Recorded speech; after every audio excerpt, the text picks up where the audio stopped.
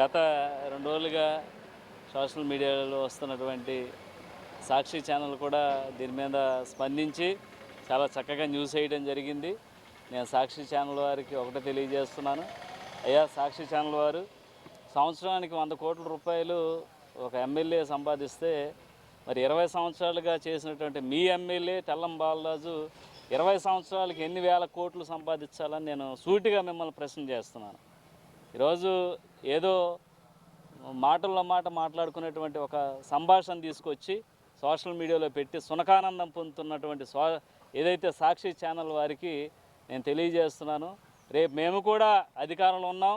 తెల్లం బాలరాజు అనేటువంటి వ్యక్తి 20 సంవత్సరాలు బట్టి ఏ పనులు చేశాడో, ఏం చేశాడో, ఎక్కడెక్కడ ఏం సంపాదించాడో త్వరలోనే మొత్తం బయటకు లాగుతాం. మీరేమీ సునకానందం పొందవసరం లేదు. సాక్షి వారికి మేము అప్పుడు ఇలాగే ఒక 100 ఛానల్స్ని పిలిచి అయ్యగారు భాగవతం మొత్తం కూడా బయట పెట్టేటువంటి పరిస్థితి వస్తుంది. మీరేం కంగారు పడద్దు.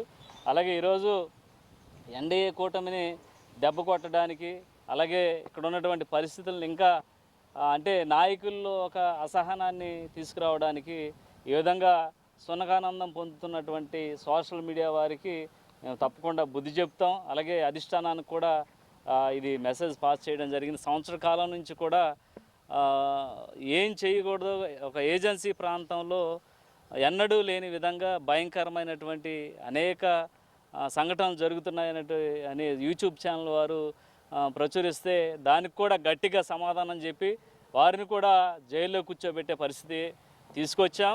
అలాగే మీరు కూడా ఏం కంగారు పడవసరం లేదు. మీకు కూడా సమయం దగ్గర పడింది. మీరు కూడా అదే పరిస్థితిలో ఉంటారని మరొకసారి తెలియజేస్తున్నాం.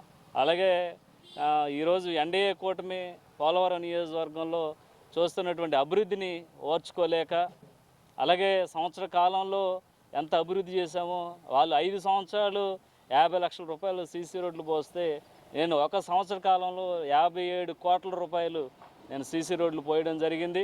అలాగే పోలవరం ప్రాజెక్ట్ని గాలికి వదిలేస్తే నేను సుమారు 1000 కోట్ల రూపాయలు R&R ప్యాకేజీ ఇప్పించడం జరిగింది.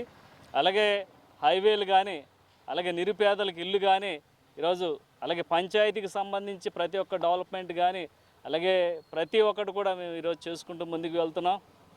ఈరోజు నియోజకవర్గంలో నేను గెలిచిన దగ్గర నుంచి 151 CMRF రిలీఫ్ ఫండ్లు ఇవ్వడం జరిగింది.